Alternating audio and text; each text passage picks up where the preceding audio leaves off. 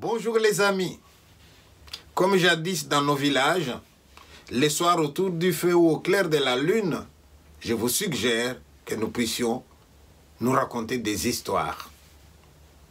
Il était une fois dans un village une mangouste qui a vu sa famille s'agrandir.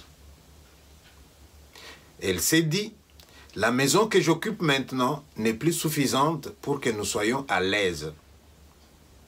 La mangouste décide donc de chercher un nouveau site sur lequel elle se propose de construire une maison dans laquelle tout le monde pouvait être à l'aise.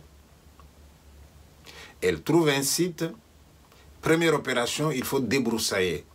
Elle travaille, elle travaille, elle travaille, elle marque les limites. La mangouste rentre à la maison se reposer en se disant « Je continuerai les jours suivants ».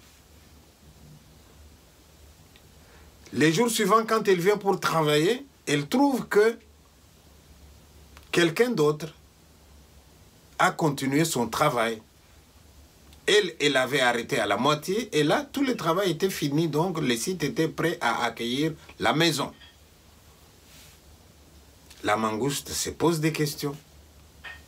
Elle regarde à gauche, à droite pour voir s'il y avait quelqu'un dans le parage. Elle n'a vu personne.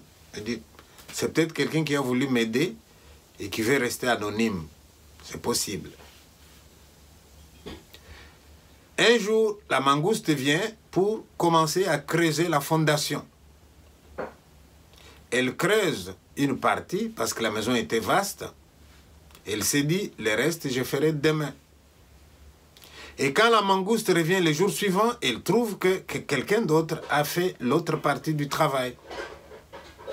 Elle n'y comprend plus rien. Elle se dit, bon, c'est comme ça.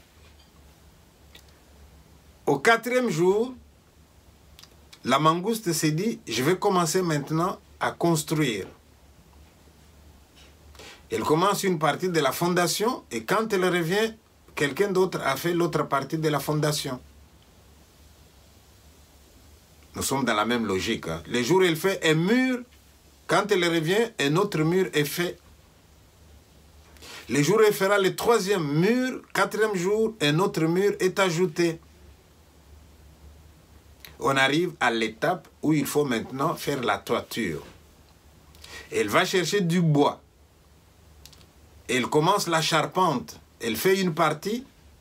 Quand elle revient pour continuer, l'autre partie est faite aussi.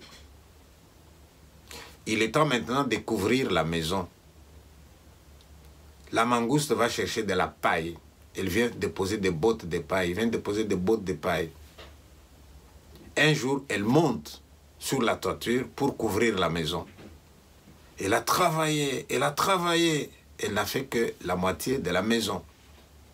Elle s'est dit, à chaque jour suffit sa peine, je continuerai plus tard. Et quand elle vient pour continuer, elle trouve que toute la maison est couverte maintenant. Donc quelqu'un d'autre a fait la moitié du travail. Il faut maintenant fixer les portes. La mangouste va chercher une porte. Elle fixe une porte.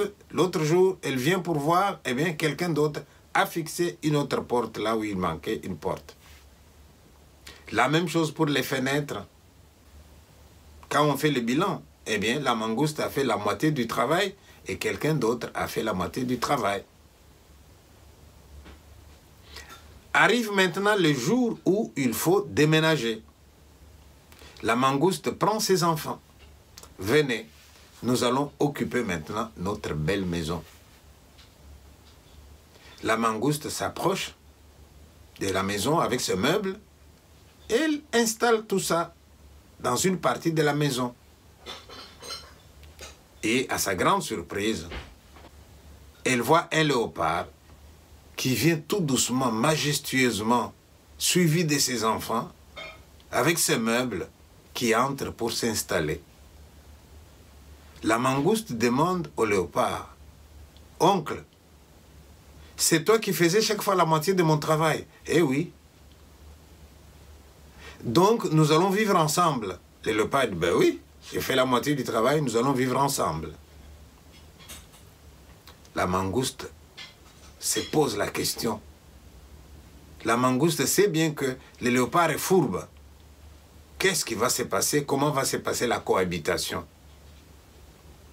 Mais elle a une idée dans la tête. Arrive maintenant le moment où ils doivent dormir. Arrive maintenant le moment où il faut dormir. Et vous savez très bien que tout dépend des sociétés. Il y a des gens qui peuvent dormir sur un matelas. Il y en a qui peuvent dormir sur une natte. D'autres dorment sur des peaux de bêtes. La mangouste commence par donner à manger à ses enfants. Et puis elle se met à bercer ses enfants avec une petite chanson. Bata tunebama muka nudimi pabwi pichia noya gadima kwampata gaseka yichi eumwana chia leka kudilachi monachi shichi chidichi kuminachi amune kasukichi wa mamwe chia. Les enfants aimaient bien entendre chanter leur maman avant de dormir. Ils disaient, maman, chante-nous quelque chose. Ou bien, maman, raconte-nous une histoire. Maintenant, il faut dormir. Le léopard est en train d'observer sur quoi est-ce que la mangouste va dormir. Et il voit alors la mangouste prendre son grand sac et sortir du sac des peaux de léopard, des peaux encore tout frais, qui dégoulinaient encore de sang. Et c'était des peaux de léopard. Il y en avait autant qu'il y avait d'enfants dans la famille du mangouste.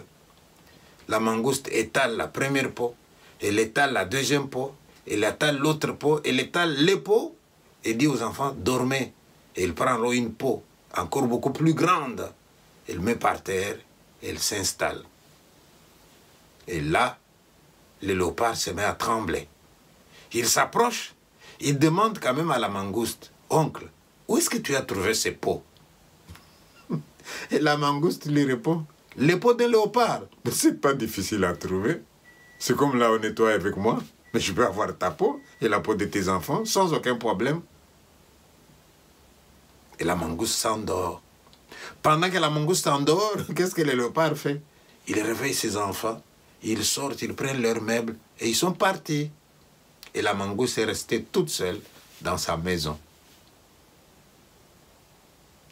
La logique de l'histoire, eh bien, je vous la laisse tirer vous-même. Merci. Au revoir. À la prochaine. Surtout, n'oubliez pas de liker, n'oubliez pas de vous abonner si vous avez aimé. Ciao.